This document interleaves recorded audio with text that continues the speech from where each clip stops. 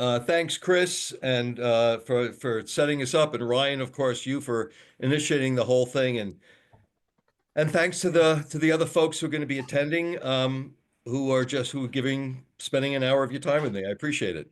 Yeah, Uh, and I apologize. I probably should. I haven't done too many of these. I do need to do an introduction for you, Eric. I'm sorry, but that's I okay. appreciate you joining us with the Louisville chapter of SABR. Eric, is the author of two books that he's put out, just the wonderful experiences of you know fans at the games and just people's experiences with baseball in general. And you were yeah, you were like we talked about before we started. You actually were in Louisville a couple of years ago, and we enjoyed having you for a book signing. So I know you're going to talk about those a little bit, and also talk about your experiences at the Nines conference. Which and I apologize, when I sent out the invite to Sabre the other day, I kind of focused on the books. I completely forgot that Ryan had mentioned the music presentation too. So I'm looking forward to hearing about that. So all right, so Eric, now I'll let you take it away. Thank you, thank you. Hi, everybody. Let me just kind of launch right into it. In 2011, I was at a ball game with my wife, my daughter, and a friend. And Chris, you've heard this before since you were at that thing with Tad, who said he can't be here today, but I'm sure you know that already. And I asked the question, "What are your favorite memories at a baseball game?" And they gave me mine. They gave me mine. They gave me theirs, and I went home and I sent an email to a bunch of friends, and I said, "So, what are your favorite memories of the game?" And here are some of mine. I was there the day they retired Mickey Mantle's number. Um, uh, I was at the first World Series game that the Giants played when they went on to the 2010 victory. A game when a photographer took a picture of Dusty Baker with his arms around my kids. But I didn't write stories. I just wrote these events, and I asked my friends what their favorite memories were. And I included a friend who likes baseball less than anybody I've ever known, just to give him a hard time because that's what we did with each other. And his story was so personal and so wonderful that I knew I had to write this book. So, kind of to make a long story short, I started asking all my other friends, and I asked my friends to ask friends if you had a Twins shirt or a Brewers hat or anything that identified you as a baseball fan. I told you about this book I was writing, and do you have a story you want to contribute? And then because I'm from New York and my wife is from Chicago, but we live in San Francisco, um, most of my stories were Mets or Yankees or Giants or Cubs, and I really wanted to expand this. And that's when I joined a bunch of baseball groups on Facebook. And we all know the pros and cons of Facebook. What I will say is that I got so many stories from all around the country and frankly around the world. Um, it just worked out very well for me. So by the time I put out my first book, which is called Bases to Bleachers, I had 1,250 stories. By the time I had my second book, including the stories I used in the first, about 275, I now had 2,500 stories, 2,000 stories, sorry. And that was when I put out the second book, Backyards to Ballparks. And by now I have 2,500 stories. There will likely be a third book, but more on that a little later. So I'm going to read you just a collection of stories today from both books, actually, and we'll get started. And I'm going to pay attention to the time because those of you who probably don't know, Ryan, I did a presentation at the Nine conference. It was on the intersection of baseball and music, and Ryan was really interested in hearing that. So I'm going to leave about 20 minutes um, to do that. Okay. So here's my first story. And I want to point out that these are stories from other people. I mean, there are four of mine in each book.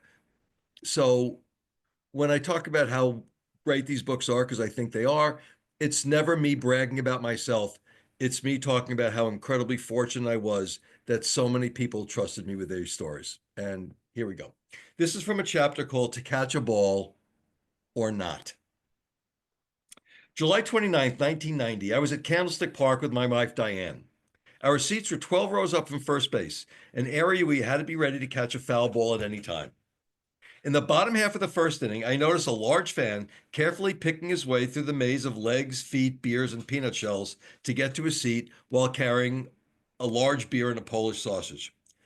Just as he was about to sit down, I heard the crack of a bat, and I looked up to see a towering foul ball headed his way.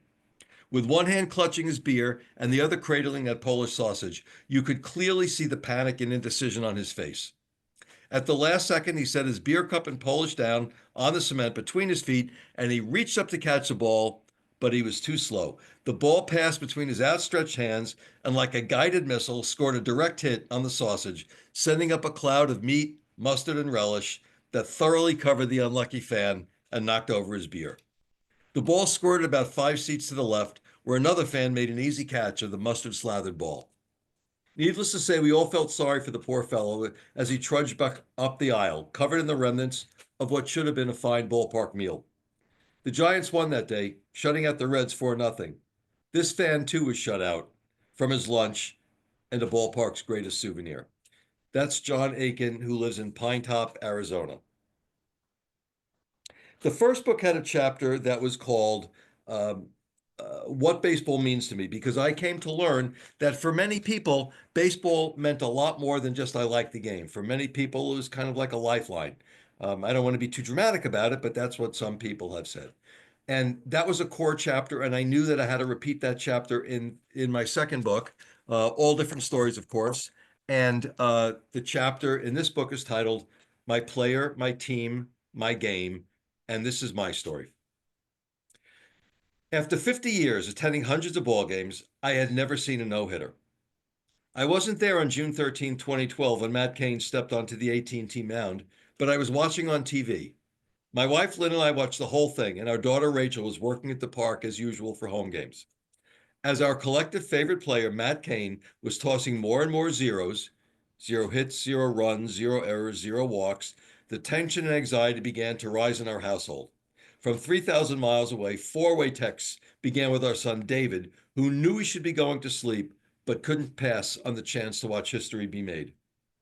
Gregor Blanco's catch in the seventh was the first breathtaking moment. For the last play, a tough hop to Joaquin Arias, who had replaced Panda for defensive purposes, made him step back, taking away any momentum toward first. But the play was made, Cain pumped his fist, and then the phone call came from our son at 1 o'clock in the morning, his time. This was history. Just a 22nd perfect game ever. It was our favorite player who had accomplished this feat, and it was obvious that once again, this magical game of baseball had connected the four of us, from our den to the service, the press elevator, to an apartment in DC, to the pitcher's mound. 5 years later, Lynn and I got tickets for the last game of the season. Lynn likes this game, Fan Appreciation Day, at which prizes are given away like water to racers in a marathon, and players throw balls into the stands after the game. But I went that day because I knew it was the last game Matt Cain would ever pitch. Several years of ineffectiveness, caused in part by the injuries that suddenly plagued this once impervious horse, had resulted in his decision at the relatively young age of 33 to hang him up rather than to keep pushing to regain a past magic. We knew he'd get the start one last time after half a season of doing bullpen mop-up work. He did, and he was magnificent, reaching back and pitching like the Matt Cain of old. And fittingly befitting the term coined from his name, he got caned, receiving no run support. He pitched 5 innings, the last reputedly on fumes and adrenaline, and took the loss. Still our guy, I thought, as today I watch the ceremonies, inducting him onto the Giants Wall of Fame. And it still makes me a little teary when I read this story. He will be my last ever favorite player. Maybe Pete Alonso, now that he's resigned with the Mets. Remember, I am from New York, so I have dual loyalty to the Mets and the Giants, but I think Cain's going to be it. This is a story from my first book, and it was really instrumental in how I put the book together, and I'll explain. I spent my entire life working for the Department of Labor, overseeing job training programs, specifically, mostly Job Corps. I don't know if any of you guys know what Job Corps is. It's job training for disadvantaged youth. And this woman was on work groups that I led. We became friends. And when we went to Minnesota to visit Lynn's family, we got back in touch with Sarah, who told me, I don't really have any stories. Send me your book description. I have lots of friends who do.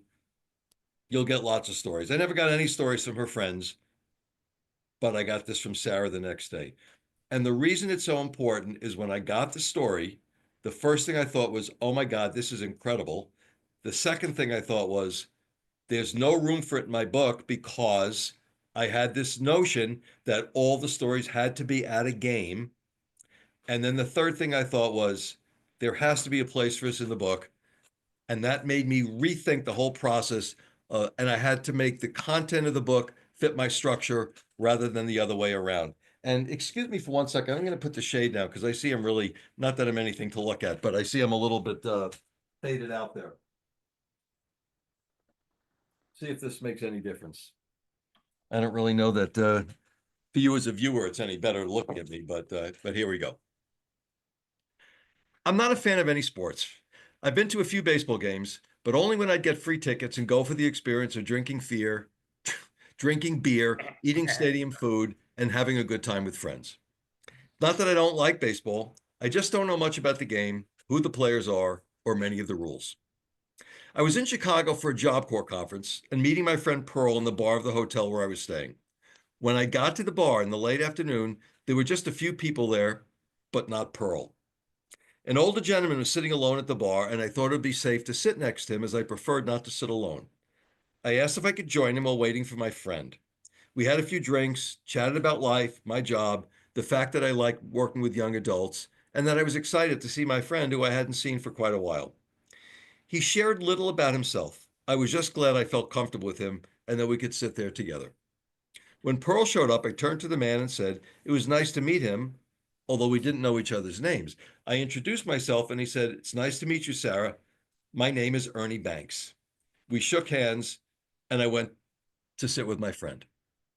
My friend, a native Chicagoan, asked who I was talking to, and when I said Ernie Banks, she started to shake and asked if I knew who he was. Well, yes, it's the man over there at the bar, I said. That's Ernie Banks? He's Mr. Cub. You got to go ask for his autograph. He's the most famous Cub player ever. I wandered back over and said, Mr. Banks, my friend over there tells me I need to get your autograph. You're Mr. Cub? You must have been one great basketball player. Well, that sure made him laugh. And he said it was great to be in Chicago having a casual conversation with someone who had no idea who he was. And by the way, he played baseball with the Cubs, not basketball. He gave me an autograph and wished me luck. And then there's more to the story, basically about how glad she was to have had this time with this person. And a year after the book came out, she had found and sent me a copy of the autograph. So not like I didn't believe her in the first place, but it was good to see that. That's from Sarah West, who lives in Minneapolis, Minnesota. This is a chapter. This is a story from the chapter on the Negro Leagues, and I'm going to tell you that I didn't get this story directly. It was part of an interview that was conducted with this person, and the person conducting the interview allowed me to use the story. And I'm just intentionally not saying the name because I'd rather just, surprise you at the end. I'm often asked about my greatest game or day. That's an easy one for me.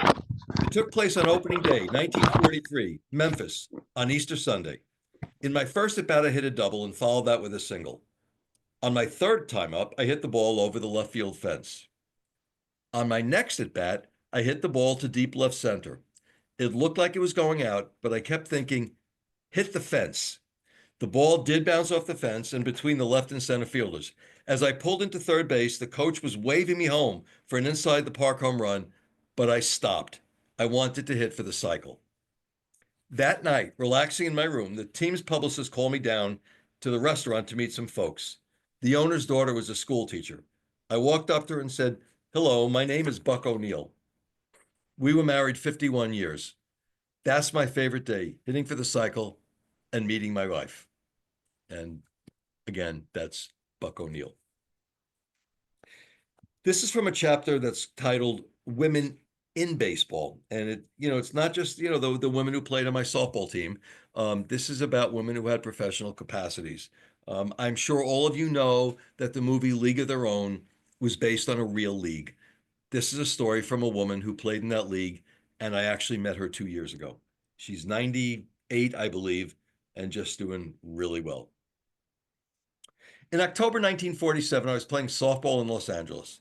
A scout, whose name I don't recall, saw me and said, I want you to play pro ball. I replied, of course, there is no such thing. And he responded with, I have news for you. There is. I tried to explain that my mom wouldn't let me go, but he wanted to meet my folks. When he told mom that I'd be paid $55 a week, mom turned to dad and said, "Go crank up the car." So off I went to the Peoria Red Wings in the All American Girls Professional Baseball League. 70 years later, I vividly recall how I felt the first time I put on the cute team uniform. I was so proud. And then I put on my spikes and walked the ramp to the accompanying sound of the clicking of the spikes on the concrete and then all the greenery on the field. It was a thrill I felt and still feel all the way through my body. I remember little things from my time on the team. I had a Cuban roommate who didn't speak any English. It was hard to communicate, of course, but we got along fine. The bus rides to different stadiums were always fun. We always had to wear dresses and lipstick, or else we'd be fined. We learned how to play poker. And when one of our teammates broke her leg by sliding into second base, she was taken to Catholic hospital, which had sharp restrictions on visiting hours. We had to climb up a fire escape just to visit her, breaking the visitor's curfew. The one game experience I most clearly recall involved the first time I came into pitch. There was a runner on first, and I was so nervous, so excited, so in awe of the moment that as I took my windup, I forgot to check the runner. By the time my first pitch reached home plate, the runner was at third base. I did not make that mistake ever again. I played one season, 1948, and made wonderful friendships, some of which have lasted until today. We made history, but we didn't realize it at the time. We were being paid for something we loved to do. I don't know if a woman will ever play in the major leagues, but over 100,000 women and girls are playing baseball. Baseball. And they sure need a league of their own. And that's from a woman named Maybelle Blair. Some of you may have heard of her. Karen, you obviously know her. Yeah, And Karen knows her. okay, when we had a chance to meet her at the Nine conference, it was really wonderful. This is a story that I met from a guy while I was on a cruise. It's from a chapter called Triples. There's a chapter called Triples in each book, and what triples are is they're groups of three stories that have something to do with each other. This particular triple has to do with seeing a game with people from another country. My wife Jane and I rank between a 5 and a 6 on the baseball fan scale. We like to watch games on television and try to attend a number of games each season, especially if our favorite team, the Rangers, are doing well. In the summer of 93, the Rangers were having a good season, attendance was up, and one of my all-time favorite pitchers, Nolan Ryan, would be pitching against the White Sox. We loaded up and headed to the ballpark. I never did ask him what he meant by loading up, but maybe it's just as well I didn't know. We found our seats, and right in front of us, there was a young couple in their mid to late 20s from Australia. As we began to chat before the game, they told us where they had been and what they had seen. They were having an adventure, making friends and memories on their travels. Their mates in Australia had told them that they needed to go to a baseball game while in the United States, and this was the night. After several innings of strikeouts, walks, pop-ups, grounders to second, the score was 0-0, and the young man turned to his girlfriend and in a typical Australian accent said, "Well, this is bloody boring." He couldn't understand why Americans were so excited about baseball. His next step? Buy a couple of beers from a nearby vendor. Rangers pitcher Nolan Ryan, 46-year-old future Hall of Fame right-hander, was okay the first few innings. The Sox batting coach was having his hitters crowd home plate to protect the outside corner. Getting frustrated, Ryan started throwing inside, moving the batters back to increase the strike zone. Robin Ventura, anybody know where this is going now? Robin Ventura, up-and-coming 26-year-old left-handed batter, came to the plate. As coached, he hugged the plate. Ryan threw a high fastball on the inside, and Ventura jumped back. To show that he wasn't going to be intimidated, Ventura set up even closer to the plate, and you guessed it, Ryan threw another inside fastball. The combination of Ventura's location and the speed of the fastball, Ryan hit Ventura in the arm, and the umpire sent Ventura to first base. After 2 or 3 steps toward first, Ventura decided to make his infamous charge to the mound. Ryan squared up, and when Ventura reached the mound, Ryan grabbed him around the neck with his left arm and proceeded to beat the crap out of him with his right. Both benches emptied, mayhem ensued. The rest of the story is history. In case you forgot why I'm reading this particular story, at that exact moment, the Aussie exclaimed, "This is bloody fantastic! It's starting to make me feel homesick." He then said he now understood why Americans love baseball. To this day, I'm fairly certain that this extremely excited young Australian believed that having a brawl was a common experience. I did not want to spoil his baseball adventure. That's Alan Foudy in Dallas, Texas. This is a story from a guy who I was able to connect with by phone. He gave me a story. I wrote it up. He told it to me. And when I met him in Kansas City, I asked him if I had written it satisfactorily. He said, perfect. The only thing is, this is Kansas City, Missouri, not Kansas City, Kansas. That was a change I was well able to make, and I think you'll probably know who this guy is. I was almost 12 years old, living in Crawfordville, Georgia, a small town 80 miles from Atlanta. It was April 8th, 1974, and Hank Aaron came to bat in the fourth inning against the Dodgers' Al Downing. Of course, Aaron was sitting on 714 home runs, tied with Babe Ruth. I am sure the capacity crowd in Atlanta was as quiet as it was in my living room. People were divided regarding how they felt about the inevitable breaking of Ruth's record. There were baseball purists who thought records had made to be broken, and those who didn't care to see records fall. Some simply couldn't abide a black man beating the Babe's record. In my town, in my house, there was no question about wanting this to happen. Reception on our television was spotty, depending on the weather and how you turned the antenna. It was a cloudy day, which thankfully made for good reception. I sat on my mom's easy chair in the living room, waiting for the pitch. When Hank hit that home run, I'd like to say it was as noisy in my living room as it was in the stadium, but I was concentrating far more on circling the bases with him than listening. The couch was first base, the TV was second, another couch was third, and then I was at home plate, back in that easy chair. I will never forget that moment. Years later, in 1999, as the director of the Negro Leagues Baseball Museum, I had the chance to meet my idol, Hank Aaron. It was the 25th anniversary of the day he broke that record. The Kansas City Royals brought him to the area for some functions, and I had the distinct honor of touring him through the museum. Preparing for this tour, I'd been a wreck. I debated for an eternity what I should wear just to greet him. At the museum, there was a huge media throng. As we toured, I showed Hank and his wife, Billy, a photo of when he was 17 years old, preparing to join the Indianapolis Clowns. It had been a long time since he'd seen that photo. He mentioned that before he had the nickname Hammerin' Hank, in the Negro Leagues, he was called Pork Chops. I asked him about that, and he said it was probably the only thing he knew how to order off the menu. I remember so many things about that day, including his comments that the day brought back painful memories for him. He had been under constant threat of harm as he neared the record, and he feared for his family. After all the ceremonies, we went to the Gym Theater across the street from the museum. There was a public discussion hosted by sports writers Jason Whitlock and Joe Posnanski. The place was filled. After the discussion, Hank, Billy, and I adjourned to an office where we enjoyed a great meal of Gates barbecue ribs. I couldn't believe it. I was eating ribs with my all-time hero. To this day, on the occasion when I see Mr. Aaron, he always asks if I brought ribs. And that, of course, is Bob Kendrick, who is still the director of the museum. And when Lynn and I were going cross country, he gave us a half hour of time, and that was really pretty special for us. This is from the chapter My First Game, and I honestly don't know why it wasn't in the first book. I mean, I only have myself to blame for that. You would think it would have been the first chapter. I think maybe I didn't feel like I had enough good stories, but here it is in the second book. In truth, I'm not exactly sure if this is my story or my son's to share. I'm the baseball fan in the family. My husband, more of a football fan.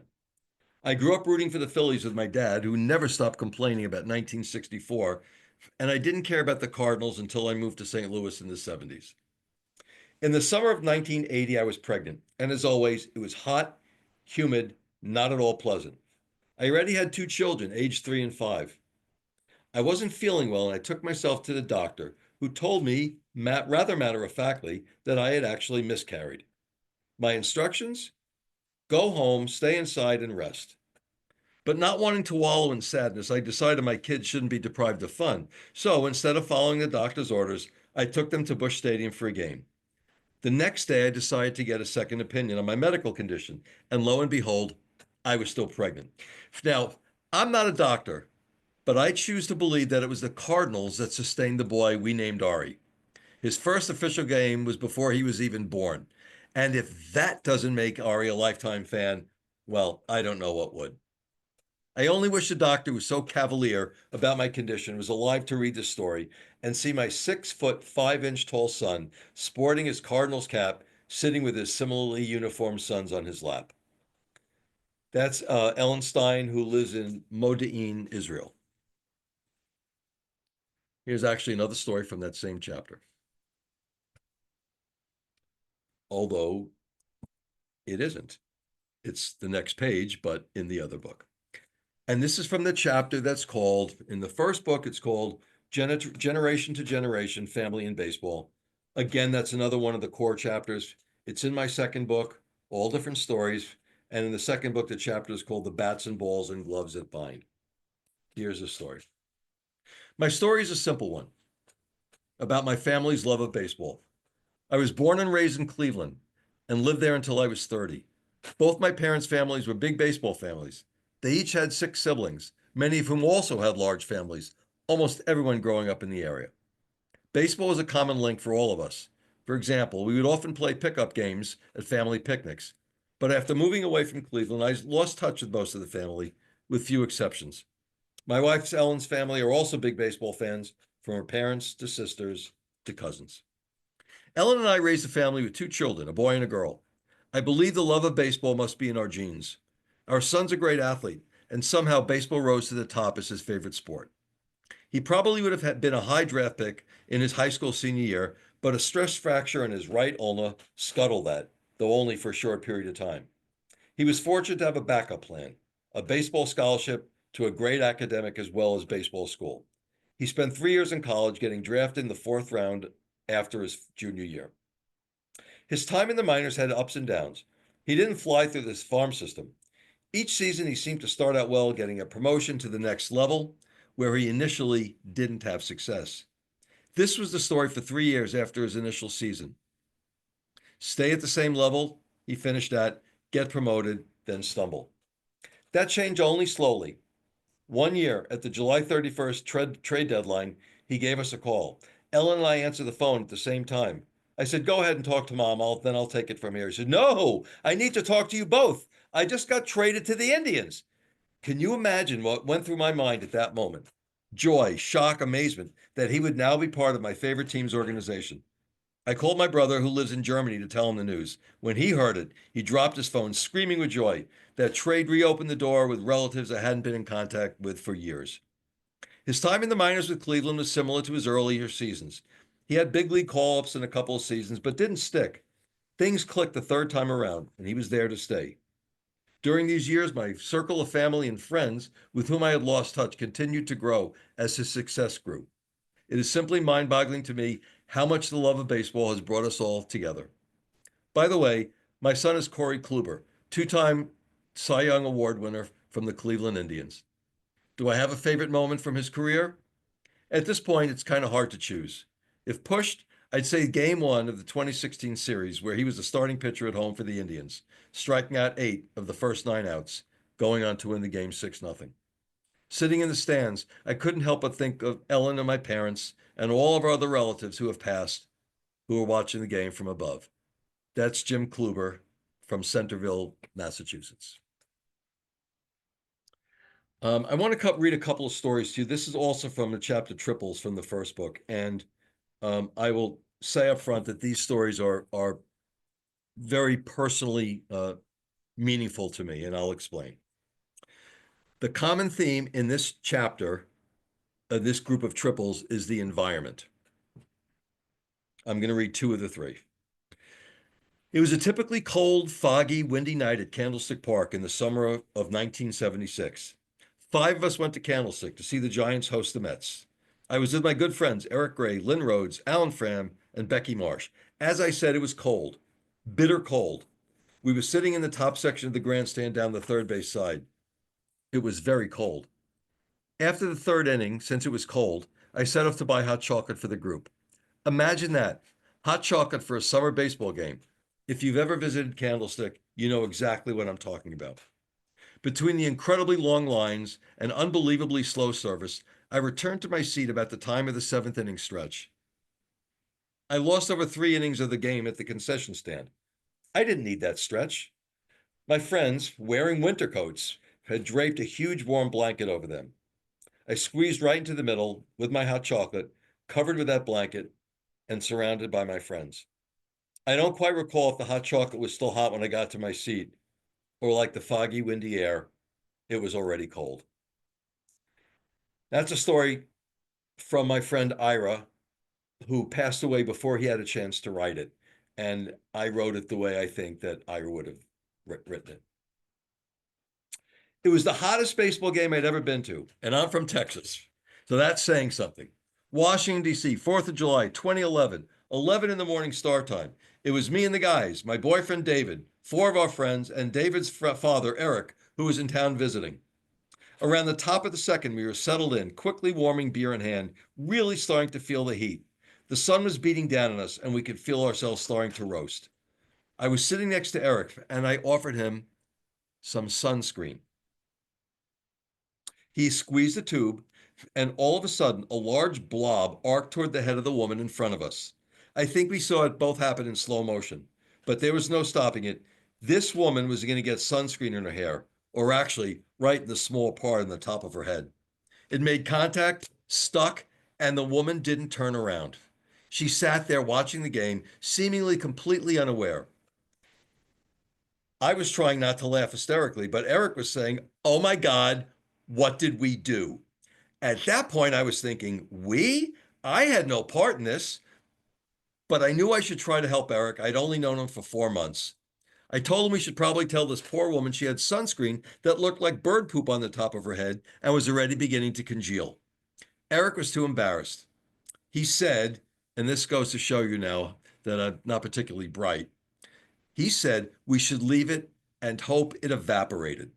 Now, I'm no chemist, but at this point, I was thinking that there was no way that this congealing liquid was going to turn into a gas and magically let us pretend it hadn't happened. Eric couldn't be convinced. Instead, we spent the rest of the game sweating our butts off, rooting for the Giants, who were under some sort of curse at Nationals Ballpark, tortuously watching sunscreen dry and adhere to this woman's scalp. But hey, we're going with maybe we help protect her from cancer. And at least Eric and I had that story, that bonding experience to joke about to this day. Now, this is maybe the third or fourth time that I had ever met Lisa, the second or third time I'd met Lisa. Um, you'd think at that point she would have gotten a clue what she was getting involved in, but she didn't. She married our son, and as they have given us a couple of grandkids, and we're thrilled to death. I'm going to read a couple of stories, one quick, one not so quick. And then I'm going to take a short break and tell you a little bit more, and then I'll conclude with a couple of stories, and then we'll go into the music thing. Presumably we have time. This is also from a chapter of Triples, and it's called Memory of Dad. And here we go. My earliest memory is my dad taking me to see the Reds at Crosley Field. They used to sell popcorn in a cardboard cup that, once the popcorn was eaten, could be folded into a megaphone. I remember cheering the Reds, but I didn't know the players well since I only was 3 or 4. The only one I remember was Pete Rose. Before the game, he brought out a box of signed baseballs and threw each of them into the stands. I wasn't lucky enough to get one, but even to this day, I thought it was a wonderful idea. I don't remember anything about the game, but I do recall leaving with Dad, holding his hand as tight as I could and being surrounded by a sea of legs. And that's Steve Douglas, who lives in Louisville, Kentucky. This is another story from that chapter of My Player, My Team, My Game. And I think this is a pretty special story, and it has a little significance for me as well. How does a love for baseball develop?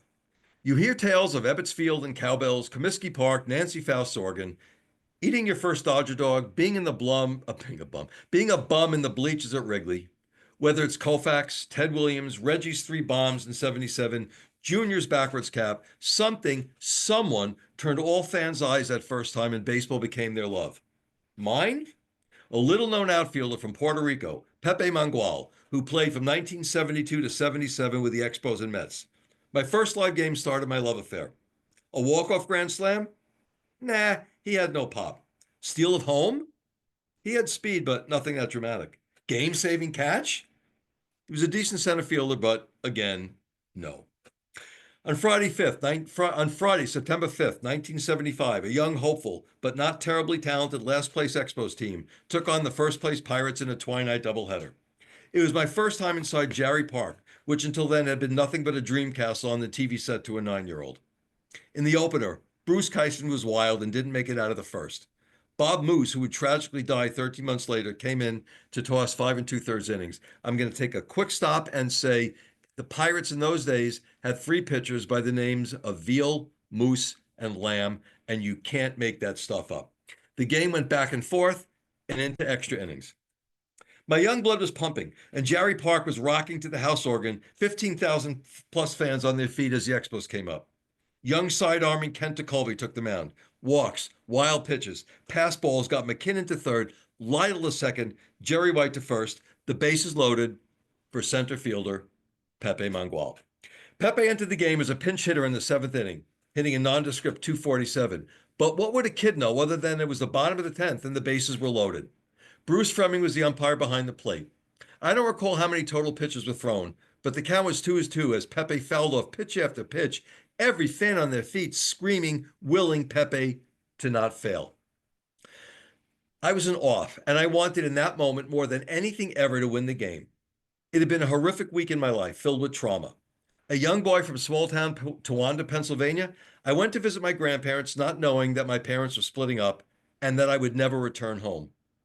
I was to stay in Montreal, a new kid in school, with French-speaking folks hating English-speaking people and vice versa, mere months before a hated separatist government came to power, forever changing the Quebec landscape. It was a terrifying experience for this small-town kid. None of that mattered right now. I just needed Pepe to win it for us. He worked the count full, fouled off a couple more. I couldn't take it anymore. The next pitch was just a little outside, as Bob Uecker might say. Fremming motioned ball 4, and the Expos mobbed Pepe as he trotted to first, and McKinnon walked home. A 4-3 Expo victory. For that small, scared 9-year-old boy who would have to face new life and surroundings once again on Monday morning, nothing else mattered. I found new love in Montreal. The love of the Expos, the love of Pepe Mangual, my new could-do-no-wrong hero, and my greatest new love, one that would last a lifetime without fail, baseball. That's from Pat Gutton, who's a disc jockey in Sandpoint, Idaho. He and I have become friends, as I have become friends with many of the people who've given these stories, like Jim Kluber. When I was in Massachusetts a few years ago, we met and had lunch. That has been one of the remarkably unexpected, great things that has come from these books. So I'm going to take a short break and say,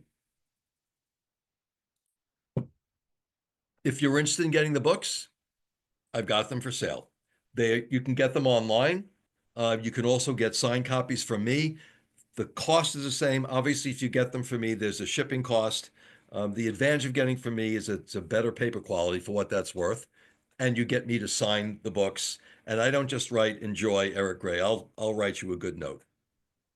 If you're interested, you can send a message down there. I presume I'll be able to see it before we shut off. Ryan and Chris know how to get a hold of me if you don't do it now. Anyway, that's my whole pitch on that. Hey, Um, Eric, I wanted to say hi. Hi, Tad. This is Tad. I just got out of my meeting and I listened to your last reading. Wonderfully done, and good to see you. Good to see you too. I very clearly remember that night, and Chris reminded me that he was there as well. Yeah. Thank you. Yeah, and Eric, which is it? EricGrayBaseball.com. Eric.baseballstories@gmail.com. My website is basistobleachers.com. Okay. And by the way, for anybody who's interested, and I'd love it if you subscribe, I now have a YouTube channel called Basis to Bleachers. So those are a variety of ways that you can hear more about me. So I also want to say that if anybody has a story that you would like to share with me, it's very likely that I will do a third book. But before I do that, here's the book that I am writing. I'm writing a book about people's music and concert memories. I love baseball. Obviously, I have to admit I love music more than baseball. And I figured if you like stories, what could be better than writing about people's concert and baseball memories? So I'm going to quickly tell you two of them. One is mine, one's my brother's. I was at what I am certain was the greatest concert of all time. It was George Harrison's concert for Bangladesh. For those of you who don't know about it, George's mentor on the sitar was Ravi Shankar. When Bangladesh became a country, Ravi asked George to do a benefit. To my knowledge, it's the first ever benefit concert. With George was, of course, Ringo, Eric Clapton, Bob Dylan, Billy Preston, Leon Russell. My second favorite band of all time, Badfinger. Some of you might say, who? Badfinger is my second favorite band of all time. And if you like and only know their four hits, send me a message and I'll be glad to give you a tutorial. They were the greatest band that nobody knows. Okay. And when George Harrison did Here Comes the Sun, and you could see this on YouTube, he was accompanied by one guy from Badfinger. And I'm in a little bit of mourning right now because the last surviving member of Badfinger died last week. But Yeah, there's but all of them, two of them killed themselves. two of them killed themselves. It is a tragic tale. Glad to talk anybody with you about it. Okay, so I was at this concert. It was incredible. When George put his guitar down after singing the last line, "We've got to re-leave Bangladesh," Eric, where was it? Madison Square Garden, August Okay. 1st, 1971. When he put his guitar down and he walked off stage, and I'm getting goosebumps just telling you this now, as I do every time I tell this story. The ovation was spectacular. I'll never forget it. But I won't forget what the girl I was dating and brought to this concert said to me at some point during this concert. With all these stars on the stage, she turned to me, her first name was Jody, and said, "Oh, this is so loud." And I looked at her and I thought, but did not say, "Oh, you're so not the one for me." Okay. So that's my greatest concert memory. My brother's is of a slightly different nature. Do you guys know who Peter Noon is? Yeah, Herman's Hermits. Herman's Hermits. Herman's Hermits were great, but they were Herman's Hermits. So my brother loves Herman's Hermits. He goes to see them in Sausalito, or goes to see Peter Noon. And his wife said, buy his CD, he'll sign it for you. As my brother, as he buys a CD, as Noon is signing this, my brother says to him the stupidest comment ever made in the Western Hemisphere. He says, my brother and I used to argue, debate, fight, I don't know what verb it was. Who is better, Herman's Hermits or the Beatles? This is what he's saying to Peter Noon now. And he said, my brother thought the Beatles, I thought Herman's Hermits. Peter Noon looks at him and says, you was wrong. And I just think that's like, the simplest, most obvious statement anybody could make, but it took a lot of humility and sense of humor and charm and wit just to say that. So again, you have a music story. I don't care what the genre is. I don't care if it's an artist I hate. If you have an interest in contributing to this, you send me an email and I'll send you my book description. And again, my email is eric.baseballstories, plural, @gmail.com. Or you can send it to me at eric.concertstories@gmail.com. Okay, enough of that. Eric, wasn't that the Bangladesh concert? Wasn't that Dylan's first appearance after he sort of disappeared after his motorcycle accident? It very well could have been, right. And it was unclear whether he was going to show up. What was also unclear whether Lennon was going to show up. I went to the early show and I found myself being really not very nice and praying that he wouldn't show up at the night concert because I didn't want to say that I missed him and he showed up later on. He didn't show up, period. But, Lennon was Lennon. I'm going to finish with two stories. And then I'm gonna, if we have enough time, we're gonna go into the presentation I did on baseball and music. So, the aforementioned daughter, who runs a press elevator at Giants Park. This is her story in the first book. This is from the chapter that in the second book became Ushers and Vendors and Ball Boys. Oh my! And yes, that's my Abbey Road cup. I rarely leave home without it. I was 17 years old, in my third year as guest services staff member for the Giants. I was serving as press elevator operator, which in a way sounds dull, but gave me a great opportunity to meet famous people. One day, one of those celebrities rode up and down several times, and he looked at me and said in a deep but friendly voice, "Hello, my name is Orlando," long pause, "Cepeda." I looked at him and I smiled sheepishly. And then, with a big ear to ear smile on my face, I replied, "I know who you are." And he said, "And what's your name?" I looked at him for what seemed like hours, probably only 10 seconds, and nothing came out of my mouth. I finally looked at my name tag and said, "Rachel." Ever since then, he just calls me baby. And as you all know, Orlando is one of the three fantastic Giants who have just passed away in the last couple of years. Orlando and McCovey and Mays, and of course, closer to your neck of the woods, just a couple of years before that, Gaylord Perry. So the Giants have taken a hit. I'm going to finish with this story.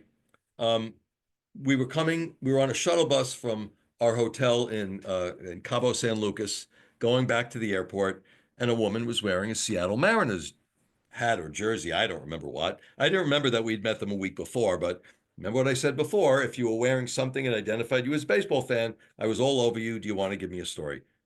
This is her story. In July of 2002, our family went to Yankee Stadium to take in the sights and watch a baseball game. It was a hot afternoon. The stadium was packed. Our seats were in the third deck on the first base side, and in the section to our right, it was a family of 50 plus people, ranging in ages from newborn kids to elderly grandparents. I know they were family because I spoke pre-incident with one of the characters. And I know she did that because when I read this story to my son, he said, "This is BS. It couldn't possibly have happened." So I asked her how she knew, and that's how she told me. During the game, one of the family members kept dipping his fingers into his beer, dripping it down the pants of one of his relatives. At one point, I said to my daughter, Lisa, who was 12, and to my sister in law, Kathy, this was not going to end well if the beer dripping kept up. Sure enough, around the sixth inning, the drippy had enough. He stood up, visual, lots of tattoos, shorts below his butt, multiple piercings. He turned around and he landed a right hook on the jaw of his relative. At that point, the majority of the family of 50 plus started fighting, kids included, pushing and shoving down the rows, piling up at the cement wall at the first row. My first thought, wow, the holidays must really be something at their house. My second thought, this family is going to wind up on the 200 level. At this point, Tattoo Man lost his shorts. They came completely off, along with his boxers, right in front of Lisa, 12-year-old Lisa. She saw everything, and I mean everything. Then the police and security people arrived, pushed me, Lisa, and Kathy out of our seats onto my husband, Larry, my brother, and my two sons. They had no clue what was going on. Larry told me to sit down and watch the baseball game. I told him I couldn't because the police had taken over his seats. He had no clue what was going on. Ultimately, the whole family was ejected from the stadium for fighting. Some were even arrested and taken away in handcuffs. This is a baseball memory that's engraved in our family's memory bank forever, especially Lisa's. I think the Yankees won the game that day. We regularly attend Seattle Mariners games and have never witnessed anything close to this. Yankees baseball at its finest. It must be an East Coast thing. That's from Marie and Larry Totally. We have become friends. We have met the entire family, and they all seem particularly well adjusted, especially Lisa, despite what happened to her. So those are some stories from my two books, kind of a greatest hits, if you will. Before I move on to that next thing, does anybody have any questions or comments that they would like to make? I was just kind of wondering what maybe the vast majority of your stories come from. Is it just from meeting people on the streets, as you said, or do a lot come more from like your website or people?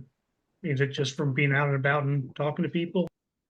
Yeah, I mean, quite a few of them, of course, have come from friends of mine, but also quite a few of those people became friends because they gave me a story. A lot of it was meeting people. Like, for example, today I brought my car in to be serviced and I was wearing a Giants hat and we just started having this amazing talk about the Giants. Willie gave me a story. I don't know. I've thought that like 1,000 times and found out that they didn't. But a lot of it comes from that way. And a lot of it did come from Facebook because I'm on several Facebook groups. And that's really where the whole thing exploded in terms of getting stories from all over the country. So it's truly a variety of ways. Any other questions? I'll ask the question that is frequently asked. Did I edit these stories? And the answer is my fingerprints are on every single one. And sometimes it's just a period or a comma or changing a word. Some of the stories were not written well, and that's okay because I not only can write, I like to write. All I need is the information and I could put the story together. Again, some stories were written fantastically well. Um, and so it varied how much I did. The book is self-published, but it's through a publisher named Palmetto. I know that sounds like an oxymoron, but I'm not going to go into all that stuff. The publisher actually is in Charleston, South Carolina, and I hope we've met him once, and I hope to get there again this summer. I know our chapter did did an event with you in Louisville a couple years ago, and I wanted to ask you and Tad and Chris what you guys remembered about that event. Anything stick in your mind? Are you asking me or Tad and Chris? Any of the three of you? I mean, just Well, I mean, what I remember is that Tad was so kind to set up this talk. I invited a few friends of mine, and I know Tad did as well, and I know Tad was very disappointed by the outcome, but it was a really nice thing he set up at a restaurant. I mean, it was on I believe the second floor, maybe not. Maybe that's a memory too far, but I really appreciated, Tad, that you had done that. Yeah, no.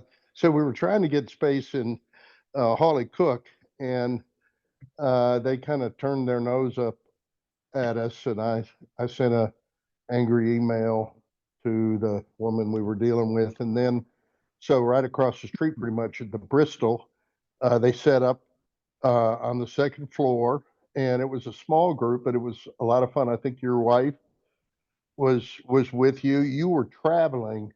That's right. Sort of a cross country junket and um, it was really cool to meet you and your wife, and it was a marvelous time. It was. Your wife was there as well, and I think your daughter. Yeah, that's right. Yep. Well, I don't remember what I had for lunch, but I remember that. So, yeah, that was part of a very nice long trip. And look, when you do these things, I mean, I'm not Stephen King, right? You do some of these things, and sometimes a lot of people show up, and sometimes none. I did a radio interview. If anybody wants to hear it, just send me a message. I did an interview yesterday. It wound up being 40 minutes on some radio network that has a nationwide reach. I thought it was live. It wasn't. If you're interested, just send me a message. I can send it to you. And it was fantastic. The guy just kept keeping me on.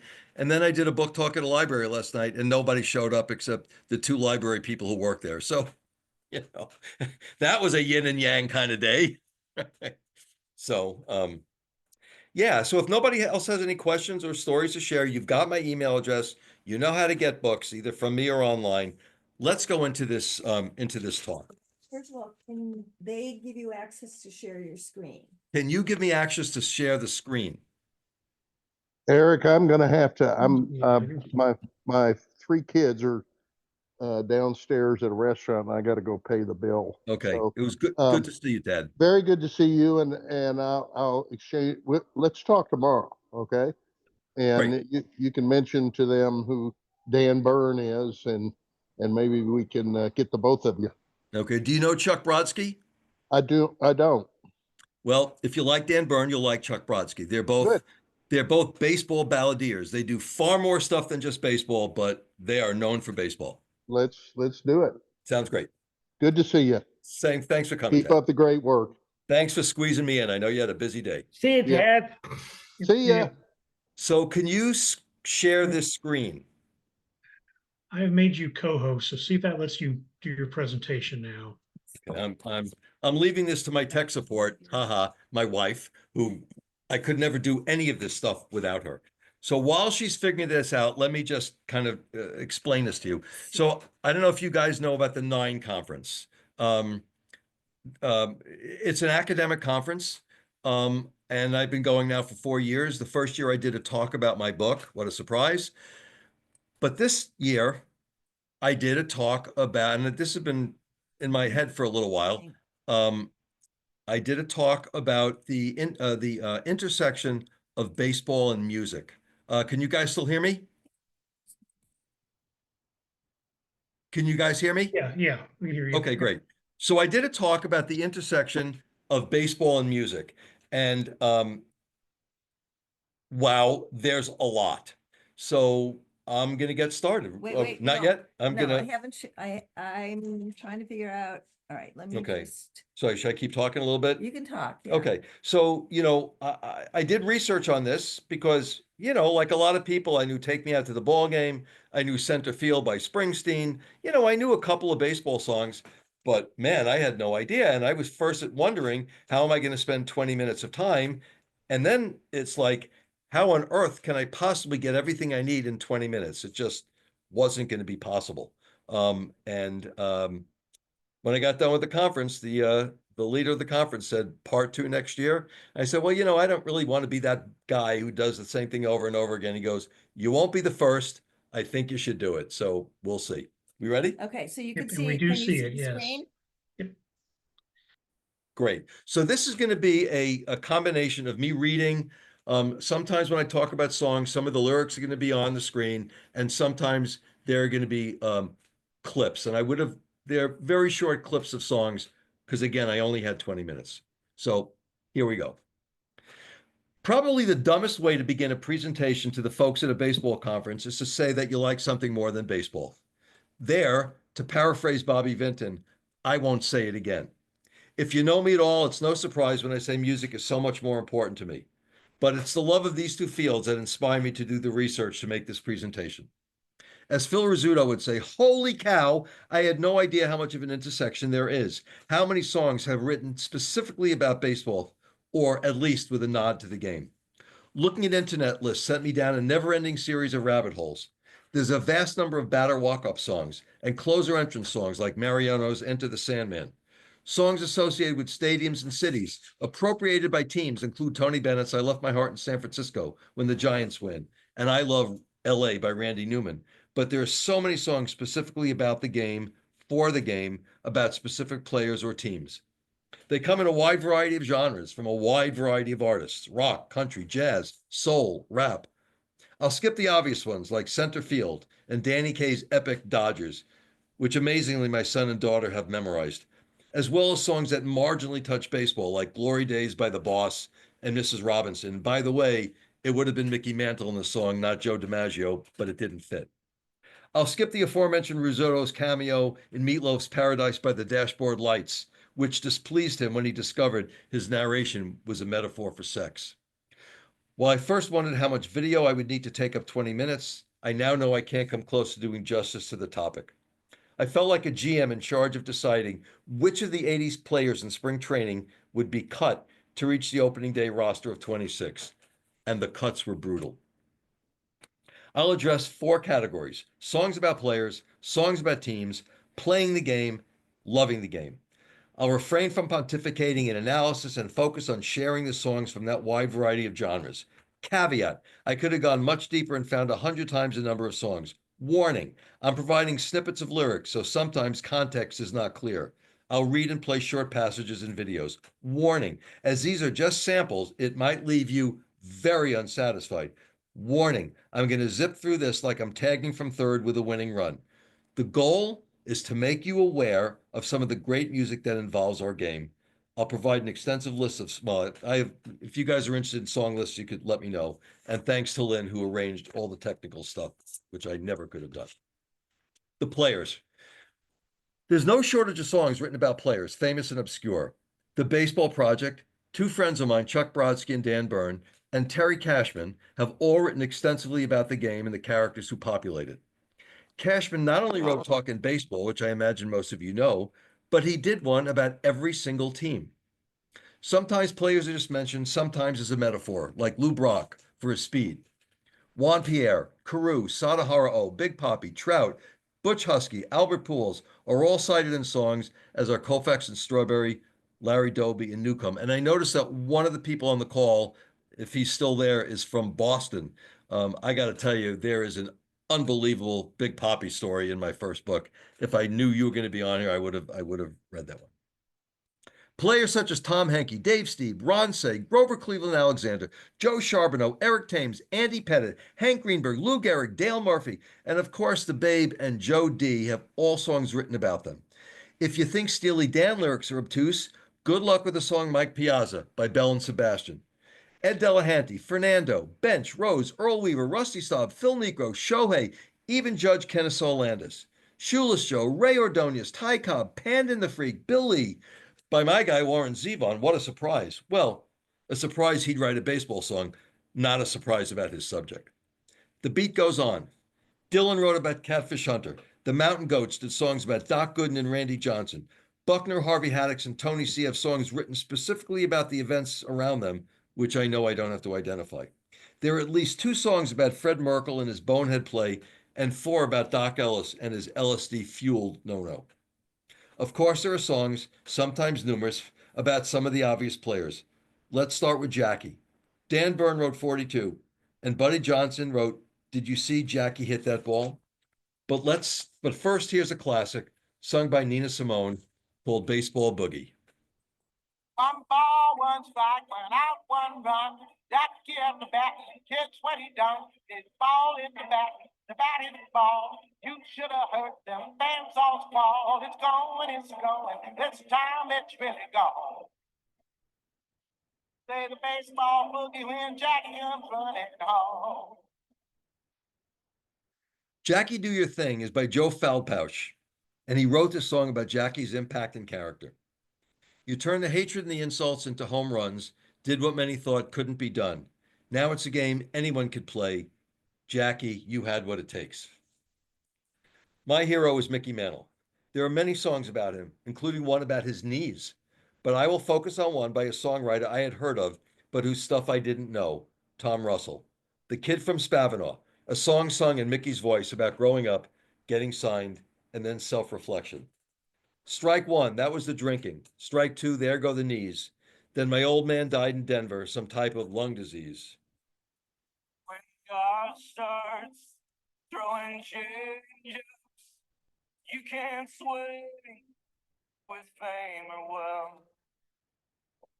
If I'd known I was gonna live this long, I'd taken better care of myself. Of course, the legends of Mantle and Mays are intertwined. Songs about Willie abound, including the Trinidad's famous Willie Mays. But let's look at this adulation of him, Willie Mays by Adam Stengel. When I saw Willie Mays play baseball back in '73, he was kind of old by then. New York Mets versus the Padres. Oh, I'm sorry. Whoops, forgot. Back in '73, he was kind of old by then. Oh, that was the Padres. Everybody down at Shea cheering for him. Even though I was just a kid, of all the things he did, it's a dream I'd make the play, just like Willie Mays. Okay, so how delicate are you guys with language? This is a song by the Baseball Project, and it's called, well, we'll be gentle. It's called Ted Blanking Williams, or Effing Williams, we'll call it. And everyone says, hey, hey. And everyone says, did you see that kid play? I got to give the kid a hand, but there's nothing he could do that's better than I can. I'm Ted Effing Williams. And everyone says, hey, Mick, mantle this, mantle that. It makes me sick. It's just so hard to see. Why do they like him better than me? I'm Ted Effing Williams. And everyone says, hey, Duke, like everything I did was some kind of fluke. I got to give the Duke a hand, but there's nothing he can do better than I can. I'm Ted Effing Williams. One song is one of several songs about Ichiro is by Ben Gibbard from the band Death Cab for Cutie. It's called Ichiro's Theme. He's the man, number 51, from the land of the rising sun. When he's at the... Hold on, it's not, oop, no, I don't, it's, Well, this is not a playing song. no, I know, but it's not coming up. Technical difficulties. Give us a sec. I don't know why that's, We'll be, all right, let me go back. okay. Nope. All right. Sorry, it- folks. Be fine, or back. Okay, why is it not? All right, let me go. I don't know why it's not. And this is why Lynn's here with me, because I wouldn't have a clue what to do. She may not fix it, but she has a clue what to do All to right, try. you are screen All sharing. right, I'm gonna Mila talk for a little bit because I don't have a clip Okay, let coming me up go for a bit. back to- Okay. There it is. All right, All right. let me go back. This one's by Ben Gibbard from the band Death Cab for Cutie. Nope. He's the man, number 51, from the land of the rising sun. When he's at the plate with the game on the line, the Mariners are going to win it every time. Any given moment, he could completely blow your mind, so don't take your eye off Ichiro. Jerry Jeff Walker wrote a tribute to the all-time strikeout leader. Nolan Ryan, he's a hero to us all. Well, he's drafted by New York. He's going to pitch up there in Shea. With those amazing Mets, he'll help to take them all the way. He gets a World Series ring. He stays modest. He don't boast. Now it's off to California, where he'll make history on the coast. Nolan Ryan, he's a hero to us all. Faye Webster's A Dream with a Baseball Player was written about an actual dream she had and her distant crush on Ronald Acuna. I saw you last night in my dream. That's still the closest you and I have been. It's kind of sad, don't you think? I think so. How did I fall in love with someone I don't even know? The first song I heard by Chuck Brodsky was a ballad of Eddie Klepp. I will end this segment with this song, A True Story. At first you think it's a Jackie Robinson story, but a few verses in you realize it's about a white man who played in the Negro Leagues. The parallels are clear. He could not ride the same buses or stay in the same hotels. He could not eat in the same restaurants. You couldn't have mixed clientele. Dodger blue, and he crossed the color line, the one without a Q. A white man in the Negro Leagues, he might as well have been a Jew. And now you mention the name of Eddie Clapp, most everyone says who? Some songs are associated with, but specifically not about teams. The Giants used to play Journey's Lights in the eighth inning when they were ahead, but it was originally written about LA. And Don't Stop Believing is a common ballpark song. New York is used by the Yankees. Sweet Caroline and Thank God I'm a Country Boy have been somehow mysteriously appropriated by the Red Sox and the Orioles. Of course, Sister Sledge's We Are Family was the theme for the 70s Pirates. There are songs specifically about teams, kind of rallying or theme songs that don't even have an artist or writer attribute, like Meet the Mets, when the Giants come to town. Here come the Yankees. Bless you boys about the 84 Tigers. Let's go Bucks and White Sox and Padres. Marlins will soar. D-back swing. Go Cubs go. Beer barrel polka. Some songs span a team's history. Some are of an era. More research would likely have discovered that virtually every team has had multiple songs about them. But then there are the more serious songs about the love of or frustration with certain teams. Tessie, by the punk rock group the Dropkick Murphys, is the longtime anthem of the Red Sox. Originally an ode to the Royal Rooters, the fan club of the Boston Americans, it spurred them to win the first World Series in 1903. An updated version was written in 2004 for the Red Sox, coincidentally the season that they broke the curse. But here is James Taylor's Angels of Fenway. It's not a clip. Right, good point. The whole world held its breath. People got down on their knees, ready for the sudden death, praying to heaven for hell to freeze. Nana watched from her hospital bed. She was there till the end of the race. I couldn't hear the last word she said, but she was lying there with a smile on her face. All the Way by Pearl Jam's Eddie Vedder is about the love of the Cubs and the hope, now satisfied, for a World Series title. Don't let anyone say it's just a game, for I've seen other teams and it's never the same. When you're born in Chicago, you're blessed and you're healed the first time you walk into Wrigley Field.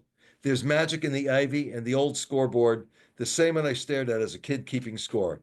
In a world full of greed, I can never want more, and someday we'll go all the way. Steve Goodman's dying Cub fans' last request is the one famous song that I'll play a clip from. Here's a passage from that song. First the line, he said you'll know I'll never see Wrigley Field anymore before my eternal rest. Your pencils and scorecard ready. I'll read you my last request. Said, give me a doubleheader funeral in Wrigley Field. On some sunny weekend day. No light. Have the organ play the national anthem. And then a little na na na na, hey hey hey, goodbye. I'm not a particularly a fan of rap or the Mariners, although I wouldn't mind them going to the World Series. But this song by Macklemore absolutely moved me each of the several times I've listened to it. It's called My Oh My. David House's voice would echo throughout the yard. Couldn't have been older than 10, but to me and my friends, the voice on the other end might as well have been God's. 1995, the division series, Akers at the bat, bottom of the 11th inning, got the whole town listening. Swung on and felt it, the words distorted. Joy Core round third, here comes Griffey, the throw to the place, not in time. My oh my, the Mariners win it. Yes, fireworks they lit up that ceiling in the King Dome. We had just made history. A friend of mine is in guest services in Seattle, and he has a story in my second book. He said he and a cop had the best seats in the house for that play. They were standing on the Mariners dugout, and he said the place just went crazy. The Sun Shines on McCovey Cove is Dan Burns. Whoops. The sunshine. Sorry, we haven't rehearsed this in a while. The Sun Shines on McCovey Cove is Dan Burns' tribute to the Giants' history.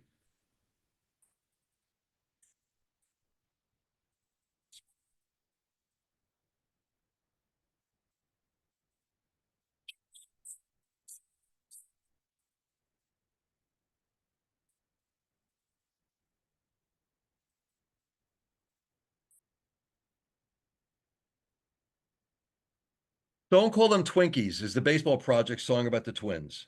From Mankato up to Brainerd, from Burnsville to Bemidji.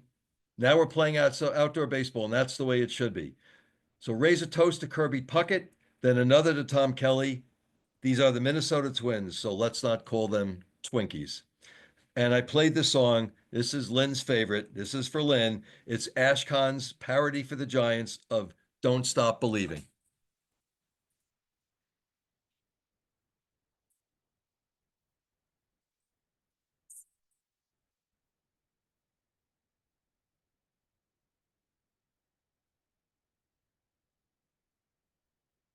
We can't hear anything. I don't believe.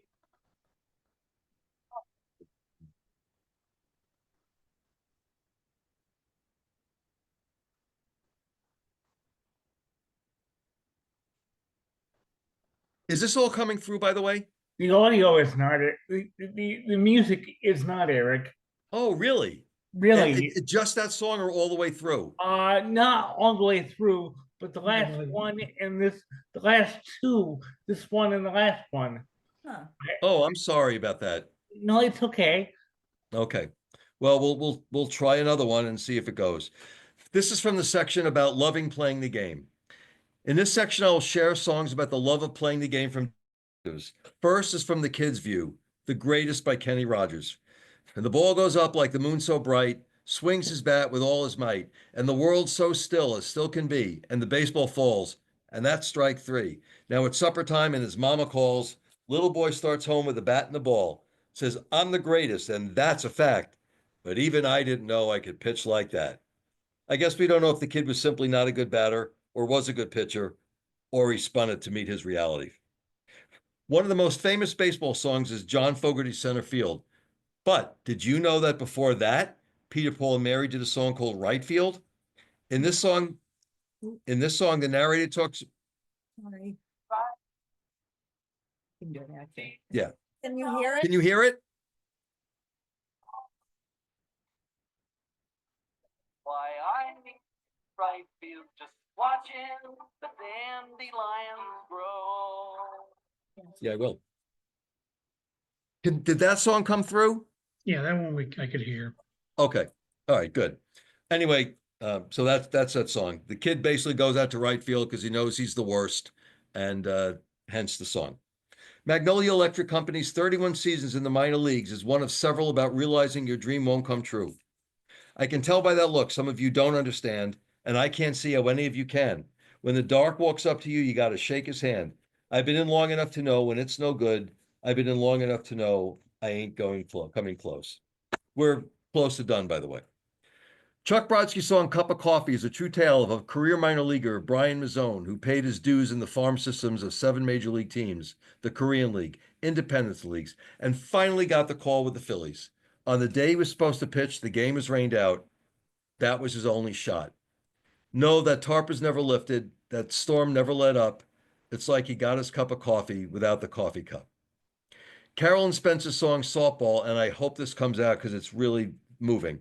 Softball is about a woman wanting to play hardball. And that desire, the desire to not relegate women to playing softball, is something I learned from a number of my friends.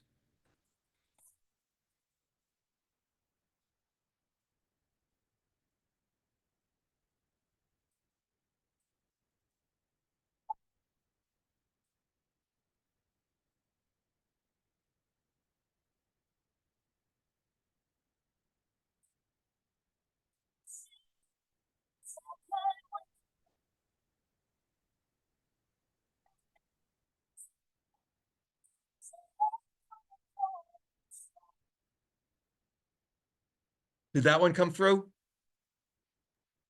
Not really. I could hear Ah. singing in the background, but I'm sorry, guys. I'll minimize the clips. hey, everybody make notes and we can always find them on YouTube also.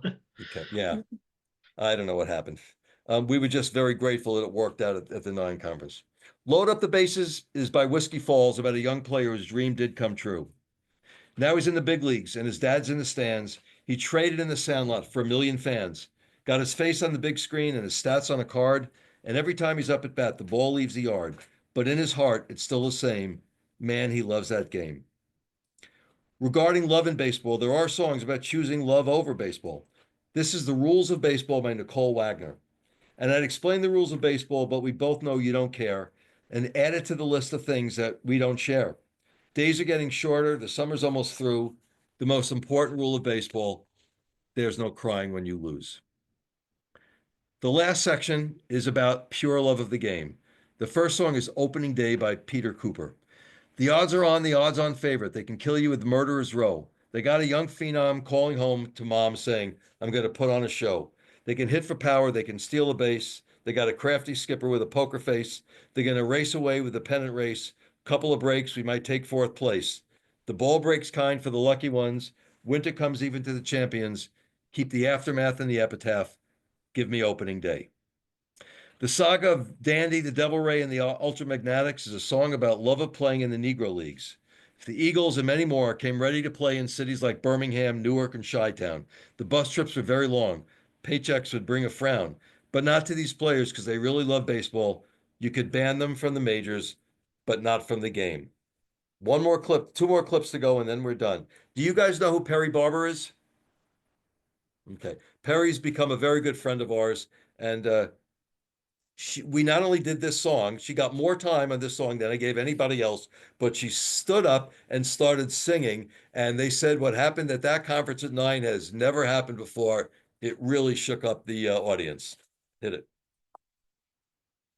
Can you hear? Can you hear it?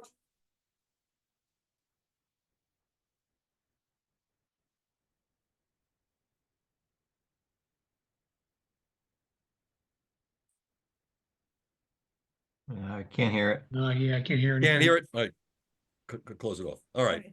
The news we get on the TV set, the radio, and the internet is stories of disaster and catastrophe all at once. The very next thing we see is a man with a bat and one with a ball and someone running way back to the wall. And it goes so fast and it looks so small, and that's baseball.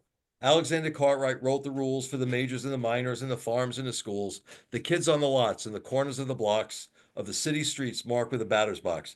He went to Hawaii and he took the game so far, from the earth to the moon to the furthest star. Even Martians know who the Mets are. They play baseball. And we won't bother with the next clip. It's just the way I ended it. Or maybe it'll play. I don't know. I ended this with because who wouldn't want to be a baseball star?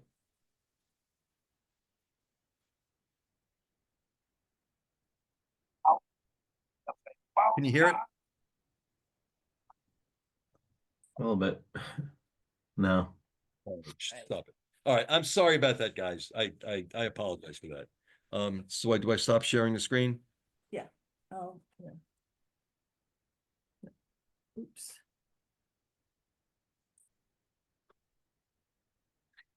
Where's that?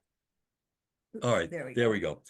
I'm sorry for those technical difficulties, guys. If Lynn couldn't figure it out, it was just really hard. So, It's quite all right. We got to hear a bunch of them. So and I can certainly send whatever you guys would like in terms of the script, in terms of some of the clips. I mean, Lynn, not me, is figuring out how to do this. So I guess the question is, well, thank you. Does anybody have any questions about any of this To stuff? be honest, we appreciate you even making the effort to play the music clips. Thank you. It was I'll tell you, it was really eye-opening hearing all the stuff about baseball. And believe me, in this presentation, I just scratched the surface. There was so much. no, we certainly appreciate it. Yeah, I'll have to get with I think Tad would have liked to have stuck around for that. I know he's big into the music too, so I'll have to pass it on to him. So Eric, we appreciate your time tonight. Thanks, and everybody remember go check out, get a copy of his book. So Eric, certainly appreciate it. Thank you all for Yeah. bearing with us. And John, like I said, I'm not saying this to push a book, but a kid we met in a coffee shop, right, in New York. Lynn wanted a cup of coffee. We went to this coffee shop, and there was a young woman sitting there with a Wrigley Field t-shirt. So I did what I always do. I said, You can read that one real quickly if you want, Eric. You can read that one real quickly if you like. you want me to read it? Go ahead, please. All right. This is, again, you don't choose your favorite kid, right? You don't choose your favorite story, but this one's up there. And I'll try to get through it pretty quickly. It's a little bit on the long side.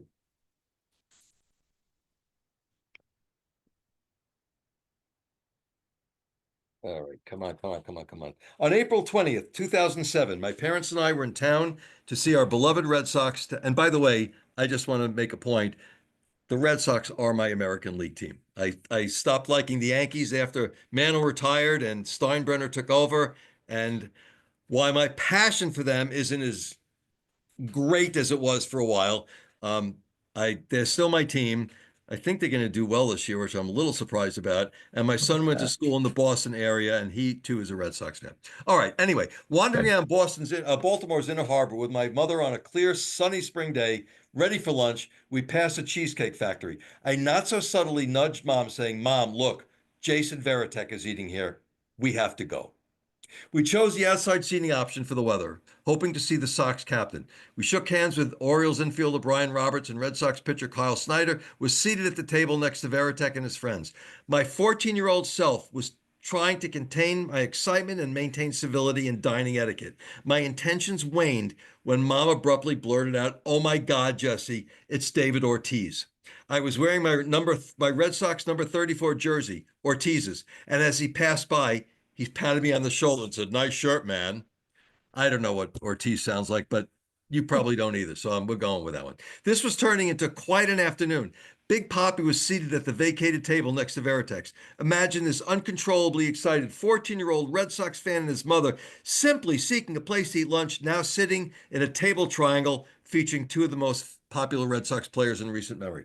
As we ordered and chatted about our fantastical scenario, fans started imposing on the star's space, asking for autographs and pictures. I just sat and watched. Mid-meal, I nearly spat out my lunch, my Cheesecake Factory favorite, orange chicken, and quietly exclaimed, "Mom, Manny Ramirez is here." He had sat down with his Dominican pal Ortiz, so the table trifecta had grown. Veritek and his friends, Manny and David and friends, 14-year-old Jesse and his mom.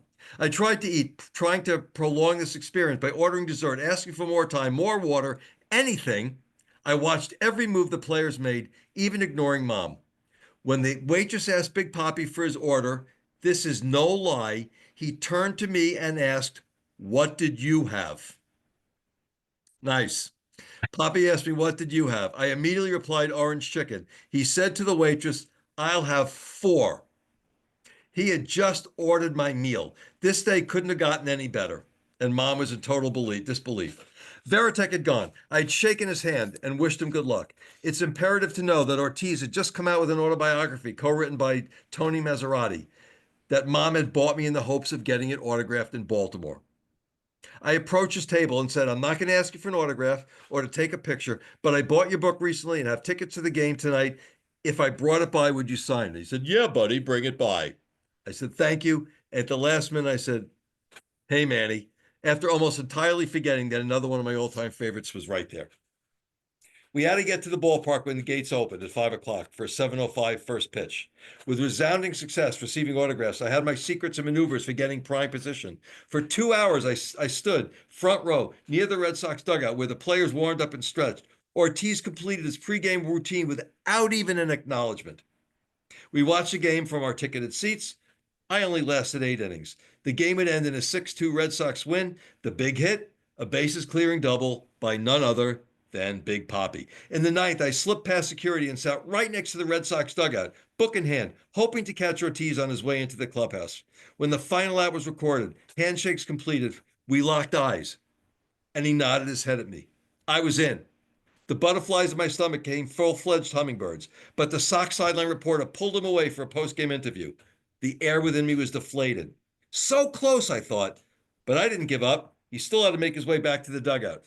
The interview concluded, and he acknowledged me again. I stuck my book out over the railing for him to sign. I grabbed the Sharpie that belonged to the kid standing next to me. I need this, I think I said. And there it was. He signed the book. As he handed it to me, I mentioned, it was the orange chicken for that big hit tonight, alluding to the lunch we had shared that afternoon.